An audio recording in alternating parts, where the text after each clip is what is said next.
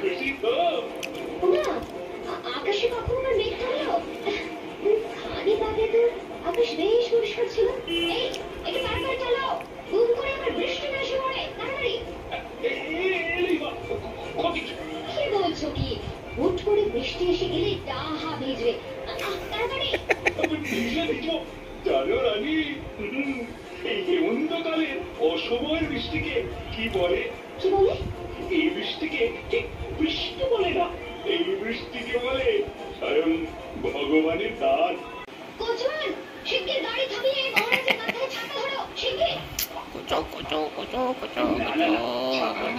গোপাল বলেছে এই বৃষ্টিকে মাথা বেঁধে মাথায় ধরে রাখতে হয়। ও সব বৃষ্টি এসে যাওয়াটা যা জমবে না, ভিজে ভিজে পুরো একেবারে ভিজে পেড়াল হয়ে ফিরবে। এই মুহূর্তে তুমি নিচে আরো করতে হবে। ওকে ওকে ধরে নিয়ে এসো। কচক কচক কচক কচক কচক কচক কচক।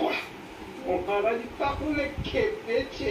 আরো আচ্ছা, চুপবে না গোপালের কপালে।